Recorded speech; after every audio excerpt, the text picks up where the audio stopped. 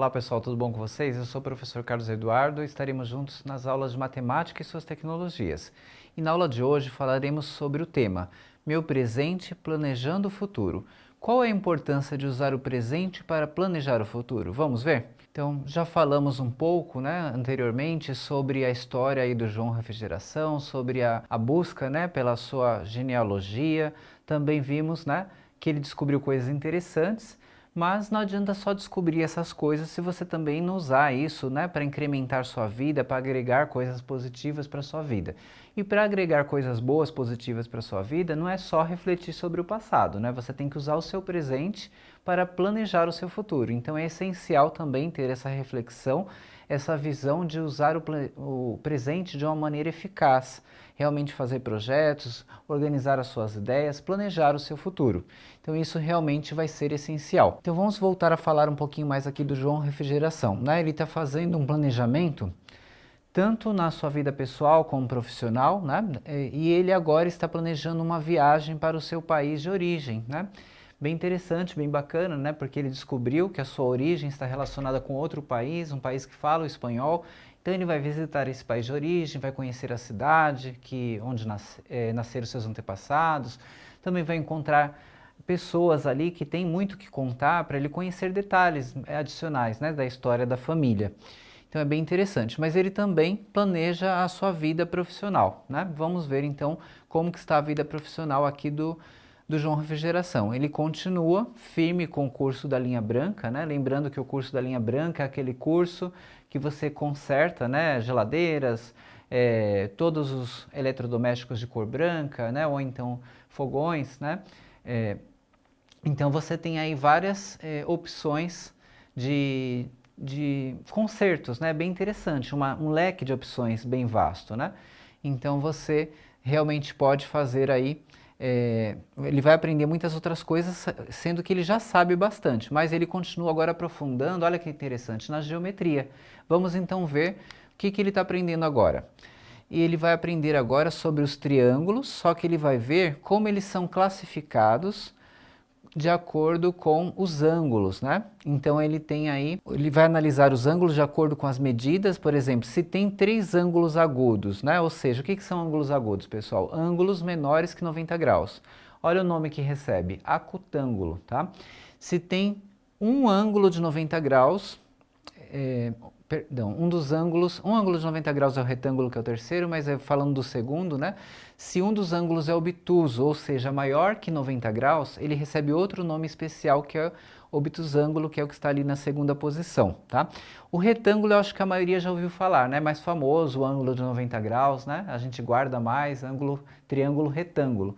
Mas esse primeiro, que é o acutângulo, é quando tem 3 ângulos menores que 90, Então, agora o segundo, que é o obtusângulo, um nome bem diferente, Ele precisa ter um ângulo maior que 90, Aquele ângulo bem aberto mesmo que a gente viu em aulas anteriores, tá certo? Então, são nomes especiais de acordo com os ângulos. Mas também existem nomes especiais de acordo com os lados. Esses talvez vocês também já tenham ouvido falar em algum momento, quando tem 2 lados iguais, são chamados de triângulos isósceles. E se ele tem 3 lados de medidas iguais, ele é chamado de equilátero, que também é um triângulo bem usado.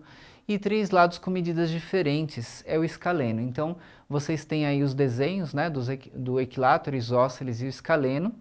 Então, observem, equilátero, 3 medidas iguais, isósceles, 2 lados iguais, e o escaleno, os 3 lados diferentes. Então a gente vai encontrar muito esses triângulos no nosso dia a dia, em diferentes momentos, E você vai ter realmente triângulos que se adequam a essas classificações, seja dos ângulos ou seja dos lados, Porque muitas vezes eles podem ter todos os lados diferentes, como o escaleno, ou eles podem ter todos os lados iguais, como o equilátero, mas ele também pode ter somente 2 lados iguais, que seria o isósceles. Então, pessoal, eu trago aqui para vocês. Agora é hora de vocês pensarem um pouquinho, Então, leiam esse enunciado, observem com calma aí o desenho, observem com atenção o que está acontecendo. Esse desenho, ele tem o quê?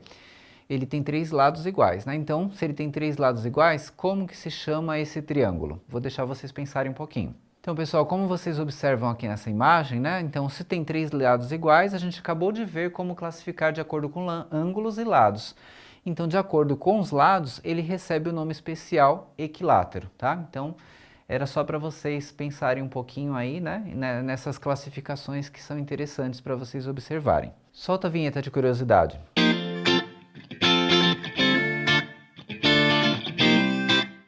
Então, pessoal, aqui nessa curiosidade, vocês vão conhecer um software específico de triângulo para trabalhar as medidas dos lados e suas classificações. Então, é um software bem específico. Na outra aula eu falei do GeoGebra, né, na curiosidade, mas esse aqui ele serve só para triângulos, mas ele também é gratuito.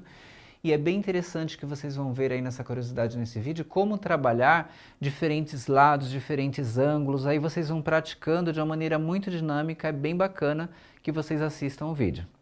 Vamos ver o resultado? Então, aqui a gente tem a área, né? A gente tem aí, vocês percebem no desenho que os três lados são iguais, é equilátero, né? Então, foi alimentado aqui com os valores 777. Deixa eu só colocar de novo a caneta para marcar aqui para vocês. Então, vocês têm aqui os lados.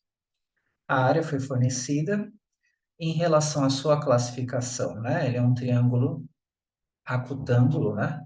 Por quê? Ele tem todos os ângulos aqui menores, né, que 90 graus.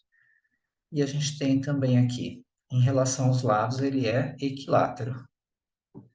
Então, as classificações em relação aos lados e ângulos, aí você vai percebendo os padrões que existem, né?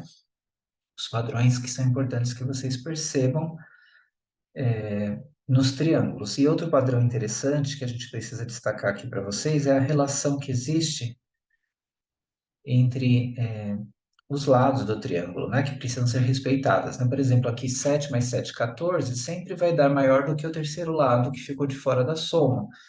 Então, toda vez que você pegar dois lados de um triângulo e fizer a soma, ele tem que dar maior do que o valor ou a medida do terceiro lado que ficou fora da soma. Então, isso daí seria desigualdade triangular. E a gente vai mostrar isso na prática, né? Que se você tivesse, por exemplo, aqui 7, 7, 14, e eu quisesse colocar um lado aqui como sendo 15, o triângulo vai existir? Vamos ver, ó, calcular e desenhar. Aqui, olha qual foi a resposta, pessoal. A resposta foi que ele não existe, né? Por que que ele não existe mesmo?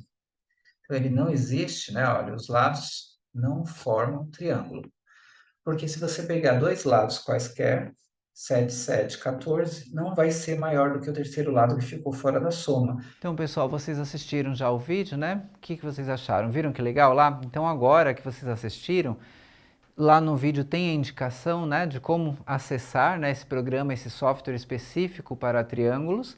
Acessem, né, para que vocês possam trabalhar os lados e os ângulos, entenderem melhor as classificações e vai ajudar a fixar melhor as ideias de uma maneira bem bacana. Então, pessoal, não deixem de consultar agora no Saiba Mais, né, nesse finalzinho de aula, é sempre aquele lembrete básico para vocês, consultem lá os vídeos, né, do Saiba Mais, que vai ajudar a vocês terem uma compreensão ampla aí do conteúdo que a gente está estudando aí da geometria plana. E a frase que eu trago aqui para vocês, na reflexão final, ela é bem importante, né? Prestem atenção. Para ter sucesso em nossas vidas, é essencial o planejamento relacionando o passado, presente e futuro. Ótimos estudos a todos!